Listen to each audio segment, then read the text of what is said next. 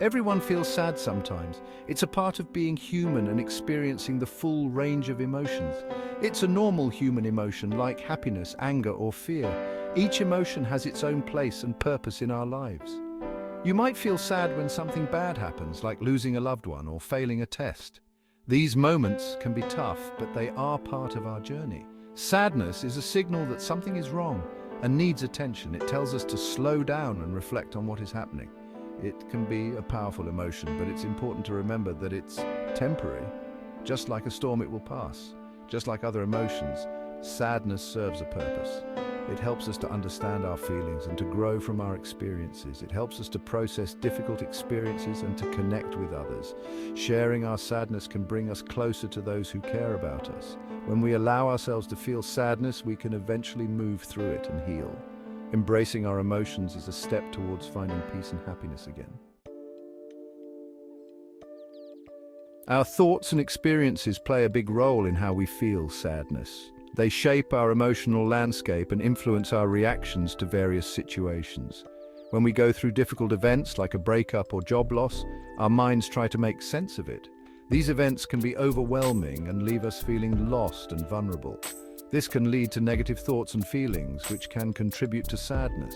Our minds often replay these events, making it hard to move on. Sometimes our past experiences can also influence how we experience sadness. Memories of happier times can make current struggles feel even more intense. If we've been through a lot of trauma or loss, we might be more sensitive to sadness. Our emotional resilience can be worn down, making it harder to cope. It's important to remember that our thoughts are not always facts. They are often influenced by our emotions and past experiences. Just because we think something negative doesn't mean it's true. We have the power to challenge these thoughts and change our perspective. By challenging negative thoughts and focusing on more positive ones, we can start to shift our mood.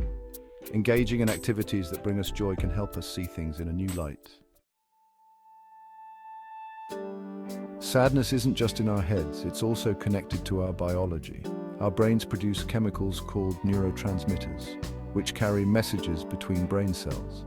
These neurotransmitters, like serotonin and dopamine, play a role in our mood. When we're sad, the levels of these neurotransmitters can change. This can affect our energy levels, sleep patterns, and appetite. Hormones like cortisol, the stress hormone, also play a role in sadness. When we're stressed or sad, our bodies release cortisol, which can impact our mood and physical health. Section 4, our surroundings and sadness. How environment and relationships play a part. Our environment and the people around us can also influence our experience of sadness. If we're constantly surrounded by negativity or stress, it can be harder to feel happy and positive. On the other hand, having strong social connections and a supportive network can help us to cope with sadness. When we feel connected to others, we're less likely to feel alone in our sadness.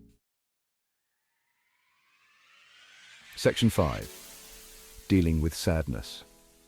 Finding healthy ways to cope. While sadness is a normal emotion, it's important to find healthy ways to cope with it. Here are some tips to help you navigate through these tough times. First, allow yourself to feel it. Trying to suppress sadness can actually make it worse.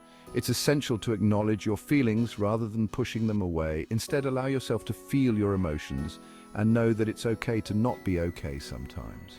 Embrace your feelings as a part of your healing process. Talk to someone you trust. Opening up can be a significant step towards feeling better.